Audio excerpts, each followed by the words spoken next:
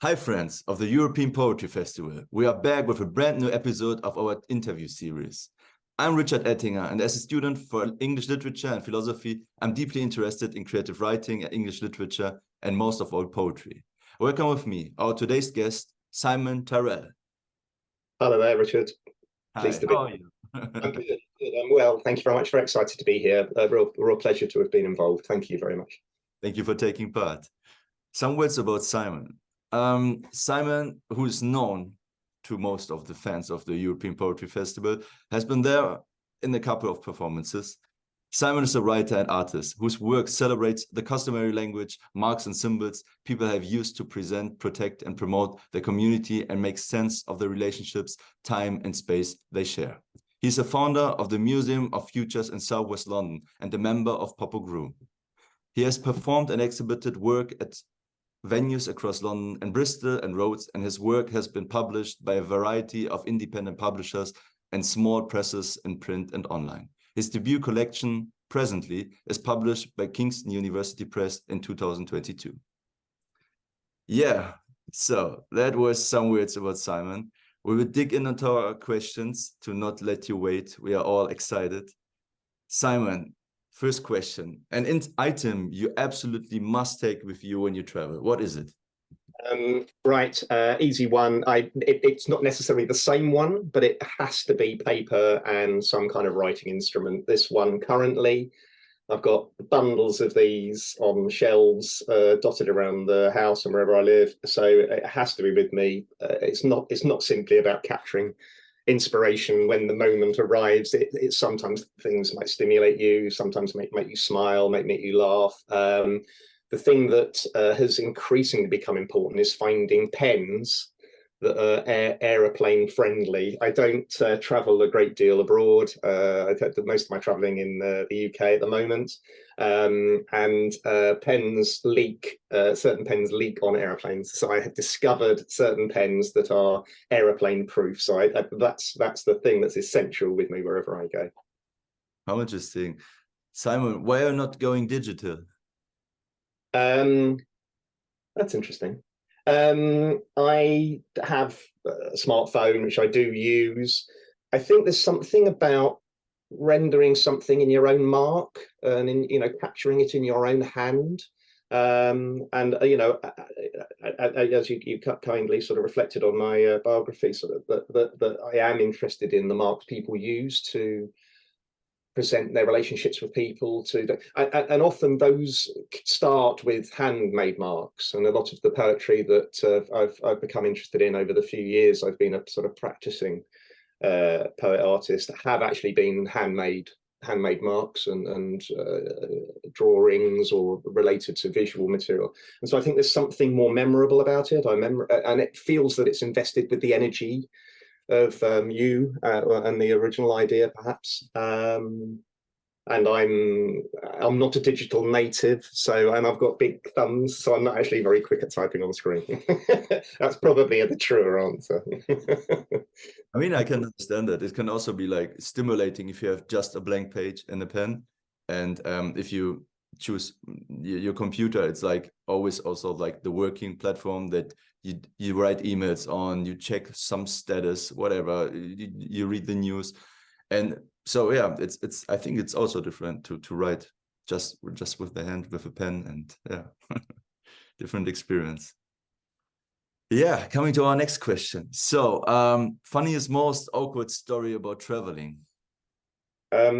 Yeah, this was relatively easy and relatively recent. As I say, I don't travel abroad with much frequency. That's by circumstance rather than choice. But I had a delightful visit to Rhodes a few years ago on the invitation of Astra Papachristodoulou, who's a beautiful and brilliant poet herself. She curated an exhibition in the art park in the centre of Rhodes, textiles, everything playing on the materiality of text and its relationship with perhaps textile, because they were easy to transport, so everyone produced material out. Lovely experience. She comes from Rhodes. Her family were incredibly welcoming and supportive, and one of the things they gifted us as we left was a a little packet of herbs drawn from their property there. Her father gifted us, and so there were some very obviously bay leaves, which was obvious what they were, in a bag. And then there was this glass jar with a screw lid, so it's transparent, full of oregano, as I would pronounce it, oregano, which looked not indistinguishable from other sorts of recreational herbs you might be trying to smuggle through customs. So there was this beautiful moment where I suddenly realised that in my rucksack was this jar of possibly inappropriate materials. We confessed it to the customs folk and said, this may not be quite what you think. Is it okay to bring it through? Said, let's give it a go, and nothing happened. So all well and good. And I have to say, it's the best oregano I've ever had. So I'm glad we did it. But I have to say, I went cold as I suddenly realised that to get rid of it conspicuously before going through customs would have looked even more dodgy than trying to get it through the machine. Yeah, customs can be a headache sometimes, but yeah, you were lucky. Nice. Yeah, you can't get toothpaste through. I was lucky to get there. So. True. Yeah, smuggle, yeah, something across the border. But yeah, interesting. So I mean, we know about Greece. It's very like also nature centered, because they have like beautiful like olive places, and you know, so yeah, it's definitely, I think, a very nice gift to take with you if you, yeah. And it was very much about the sort of exchange we talk about in the European Poetry Festival, you know, not to be too sort of arch about it, but, you know, the idea that bringing things from one culture into another culture and sharing things that are distinctively your own country's produce or product or cultural artifact or something. So there was something about that was nice, that it was part of an exchange associated with it, and also the park itself, the art park itself, was in olive groves, and that was very stimulating. They do residencies there, and it feels like there's something to be drawn from being in the midst of a completely different cultural environment and seeing what that might do to what energy you suddenly find you want to take to your own work. So it was rich and rewarding in more than just one of those aspects. Very nice, very nice. Let's dig into a more like contextual question. Talk about one of your poems. At the last European Poetry Festival, you did a duet with Mark Rutter, and it was the opening evening, the Versopolis evening. And yeah, you want to tell us something about that? We want to tell us about that one, right? Yeah, Mark and I met at another event curated by Stephen Fowler, who's obviously the director of the European Poetry Festival and brings these brilliant people together, and me and Mark. And we kind of were rather struck by each other's performance at that event, and he put us together, invited us to collaborate. And we were very clear what we wanted to do was not to be one person's idea the other person added to. So we did genuinely sit and say, what is it that stimulates us? And we liked very much the contribution translation makes to quite a lot of that we now celebrate as good poetry. And the idea that so many of the ideas that have come through the origins of poetic form and you know, performed literature, I suppose, from the classics, you know, Greek and Latin sort of cultures. And we're both quite, I think we're both quite, what's the word? We have a humorous strain to us. We like so there's the wit and wisdom we quite like the idea of playing with. And we thought, what is it about? What can we find that's about translation? What can we find that's actually about something that poets have used through time as well? And there's all these lovely language around, you know, now all the old good poets are dead. Who there is there to make you know, to render stories and voices and things? What about the animals? Let's turn to the animals. And Mark had this lovely idea. We'd both seen, we both like the idea of, I can't remember what there is a technical word for it. It's effectively the onomatopoeia of animal noises. And it struck us that they are different in different languages. So even if it's the same animal, clearly making the same noise as others, is it talking, French frog? That was inappropriate. Is French frog language? Is it German frog language? Is it Latin frog language? And what we found was a whole list of the noises rendered in different languages. So we did three. It had three elements. One was a kind of Arcadian idyll, where all the animals spoke. There was all the different sounds that animals made in Latin. We then found we thought the idea of actually frog, because there's something about that percussive agitative sound. He has lived a good deal of his time in Maine, in America, and he said, and there are these sort of tree frogs you hear and really regular sorts of choruses of sound. And so we found all the different onomatopoeia for frog noise and performed as if we were two frogs in rounds. We like the idea of the musicality of rounds as well, so that one voice joining another voice to create, a syncopated sort of chorus thing as well. And it was delightful. We had a thoroughly good time. We thoroughly enjoyed it. We grew quickly fond of each other and fond of each other's practice. And it's something that we're looking to continue more with. And it was very different from either of our work. It's perhaps more similar to his work. Most of my work I do devise for performance, but what I haven't done is used sound in that way before. So it was a really lovely opportunity to try something new with someone new in a new way. So for a bundle of reasons, it was lovely and novel for us. Yeah. I was lucky to experience the performance firsthand, and I really liked it. I mean, you were culminating with these animal voices, and they were overlapping at the end, and it was like very intensive, but like a rhythmic dialogue. And I think you put it very well, and the message came through, definitely. Yeah. It's very kind of you. Thank you. We both like the idea of props as well as sort of assisting items. So you'll recall I wore a green hat, and Mark wore a green Tudor ruff. So we manifest as frogs as well as sounded like frogs. And for everyone who wants to watch the performance, it's still on Steve J. Fowler's YouTube channel, so definitely go and watch it.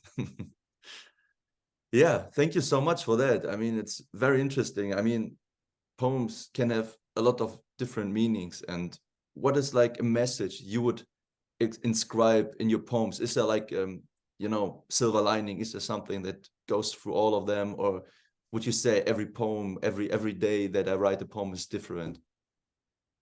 It's a stimulating question, that.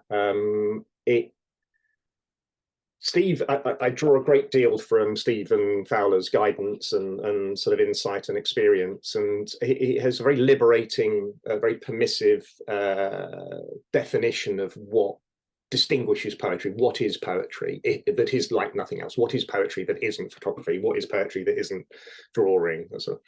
And there's this lovely phrase, which is language referent art, that whose purpose isn't primarily the communication of information, or it's communication of information. So it's, you're not tasking poems with doing something, but they do relate in some way to language. And so an art form that refers to language has language in it, perhaps, but the task of that language isn't to communicate an idea or so actually you're really free to see language as a material.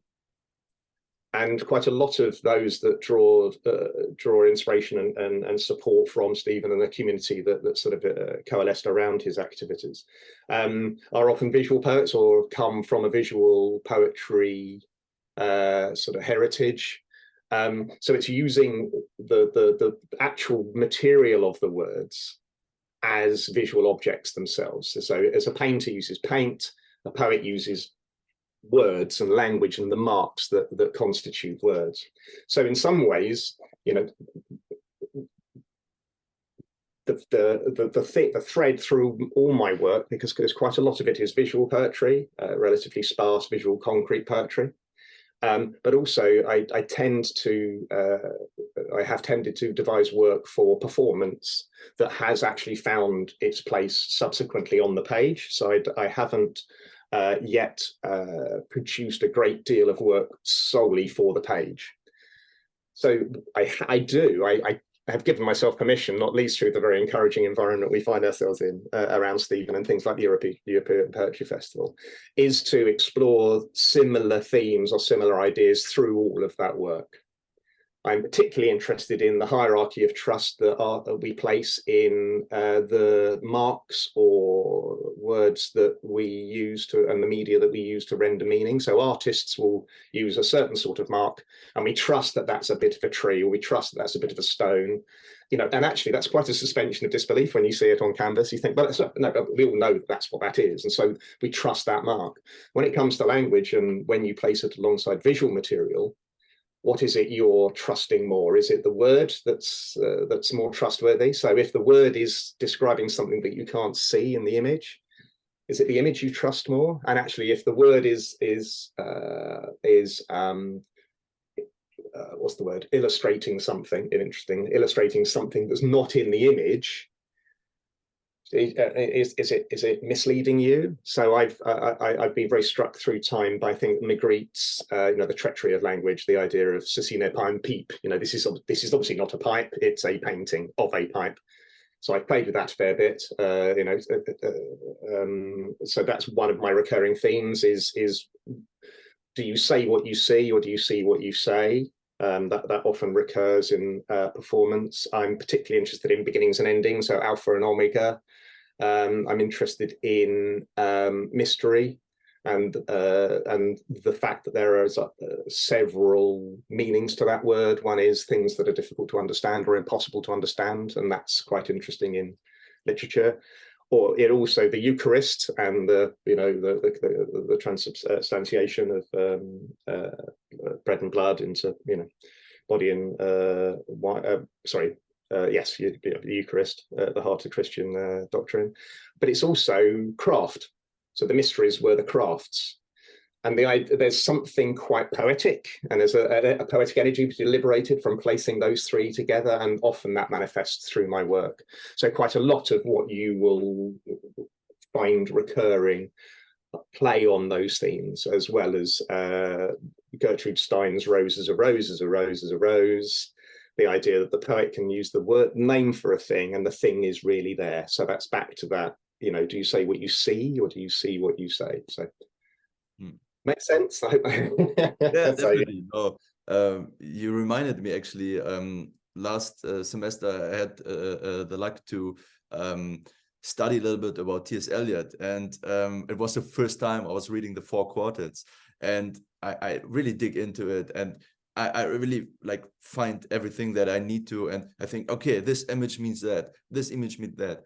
But then I present my analysis to my professor, who's Stephen Matthews at Reading University, and he says, very great analysis, but you miss some points, because most of the words, most of the places, they have a huge heritage. They're so embedded into the culture, but you cannot get it, because I wasn't a student in England before, and I didn't read a lot of T.S. Eliot beforehand. So I was just having the works and trying to make sense of it, without the heritage, without the knowledge what's behind that.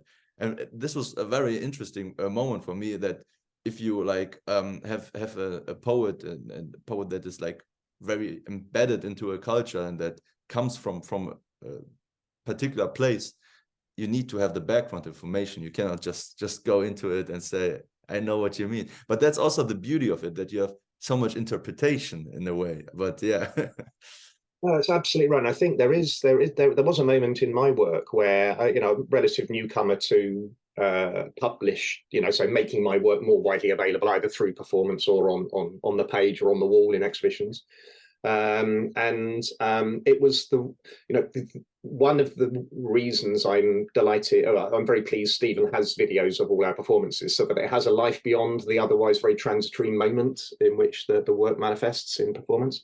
I like the idea of my work, not through vanity, but I think because my work exists outside of the moment at which it's performed, and I liked the idea of finding ways of perpetuating that. And it was about the role, I think partly it was the role for exposition. You know, how many footnotes do you read out almost? You know, how much signposting do you do?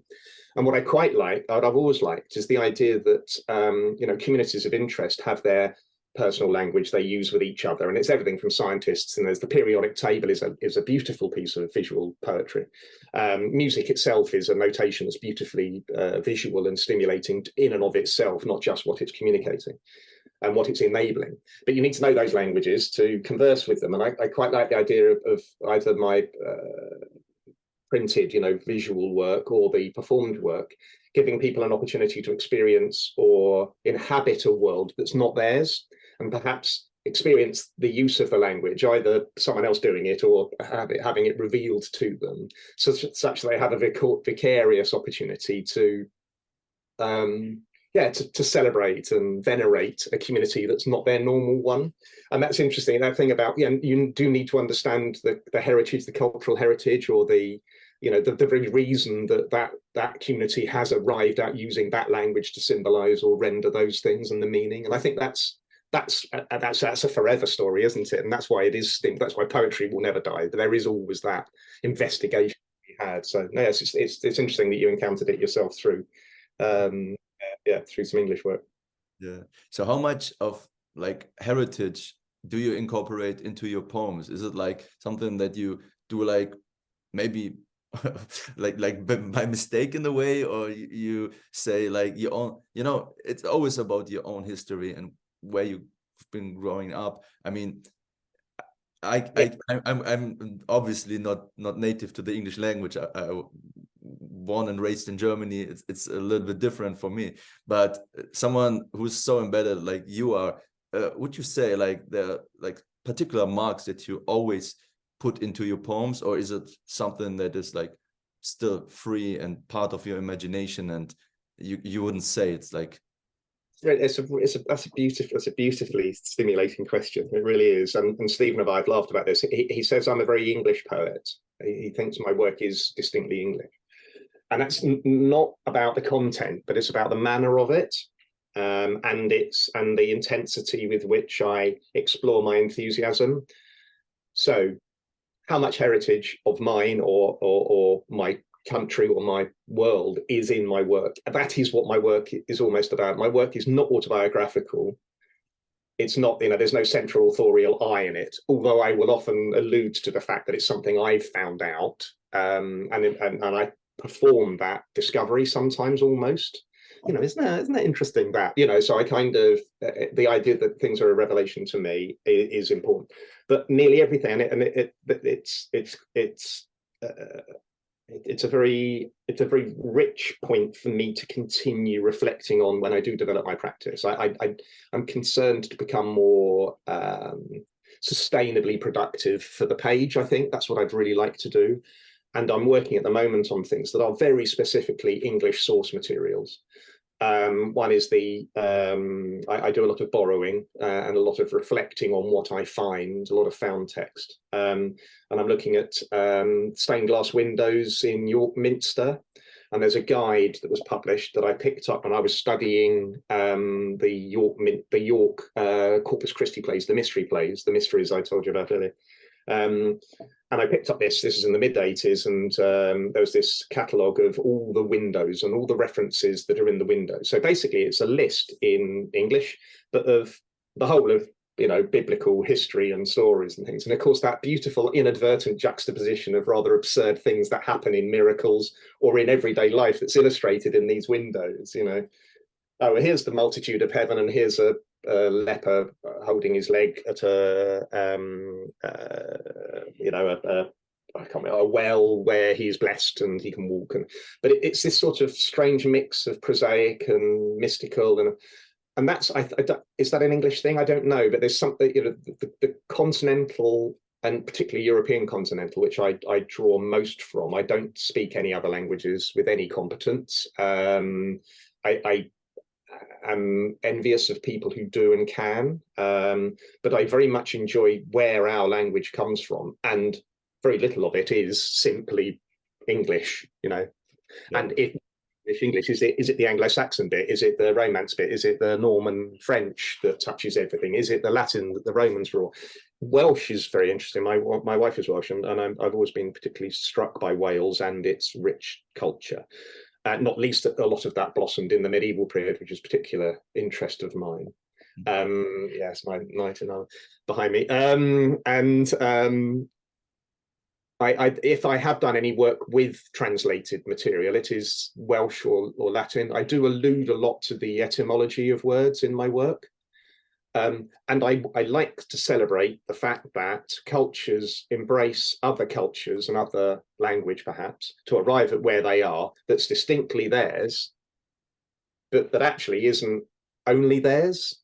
You know, the national boundaries are artificial when there's been so much travel and trade and colonization and, you know, imposition of other cultures. So, yeah, my work is very English. I like to say I'm a poet of Britain writing English currently. That's what I tend to say. But my heritage is very important to me. And sorry, just one brief example of personal heritage is that my parents met in pantomime. They were both doing pantomime, and I've always been struck by the embrace of actually quite long-standing cultural mores and traditions in pantomime, like the evil characters always enter stage left, and that's the sinister side, and language like sinister is interesting. The left-hand side, sinister, it's the devil's side, and when people walk from stage left to stage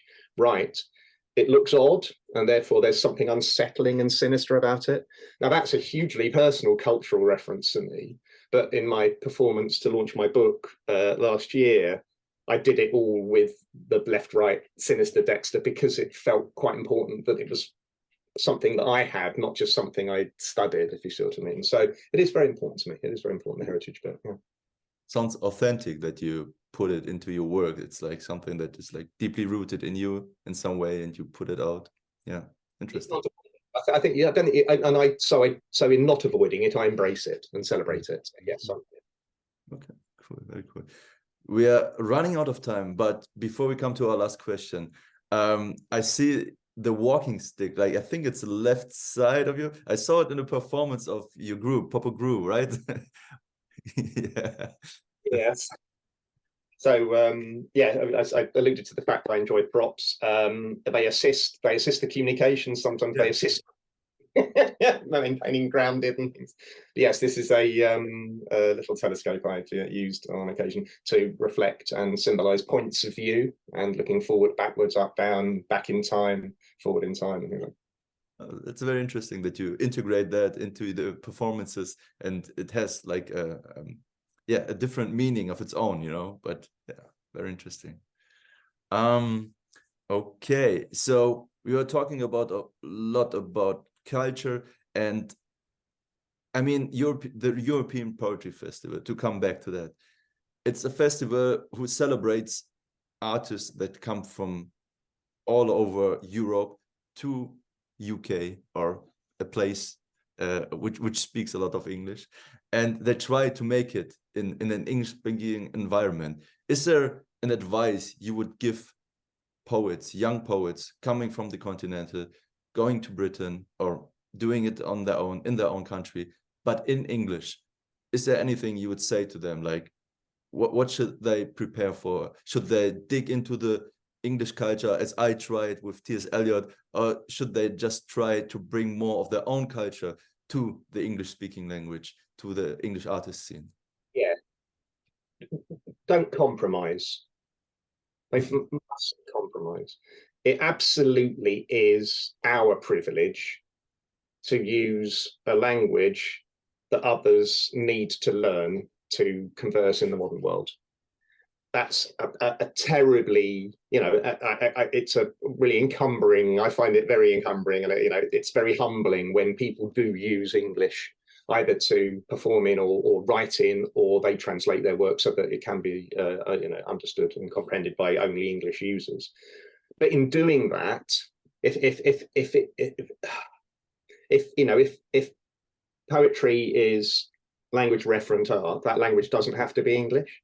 Now, clearly, the transaction, in a sense, in the European Poetry Festival is in English, and I've heard some beautiful performances which were, if it's a collaboration, the English-speaking person has read a translation of what the mother tongue using poet was speaking in, so they spoke in their own mother tongue. That's always interesting. Sometimes it's embrace what's distinctive about your own language, and don't fight shy of making sure that's included in whatever you do, even if you do include English as well. So if your language is percussive or guttural or lilting, Stephen enjoys the very different atmospheres of each. So there's the Catalans can be quite fiery, the Austrians quite clean and slightly guttural, I suppose. But the Danish was again a very different. They're all very, very different, and that's what makes them special and distinctive. It would be ridiculous if everything was vanilla, and just because it's in English, it all sounds like it was written by English people. That absolutely not. Celebrate the distinctiveness and don't compromise. Don't feel a need to hide away what it is that distinguishes yours, just in case people don't get it. That's absolutely not. This is it feels to me, and I'm the English one, but it's permissive, open, inclusive. If you come with an open heart and love in your heart for the artwork, and if you come with authenticity and integrity, that's what you bring. So don't compromise. That's what I'd say.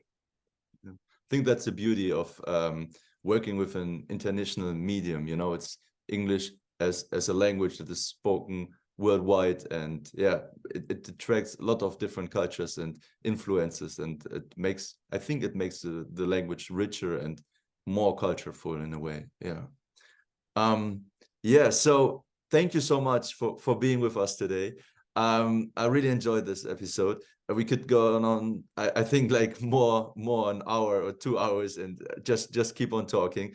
But we are at the end of this episode. Anything you would like to plug? Like, we were talking about your book that came out last year. Anything else? Where can people see you next? What is that? Looking forward to doing some performances later in the year. As a camarade, Stephen's got a print poetry project that he's doing. I'm helping out with that.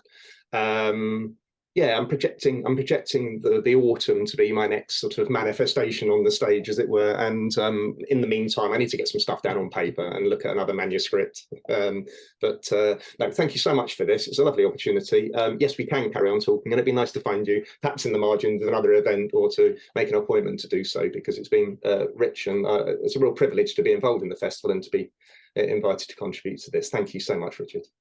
Yeah, thank you, and hopefully we can continue that conversation at a different point of time. Thank you so much, Simon. See you soon. Bye. Bye.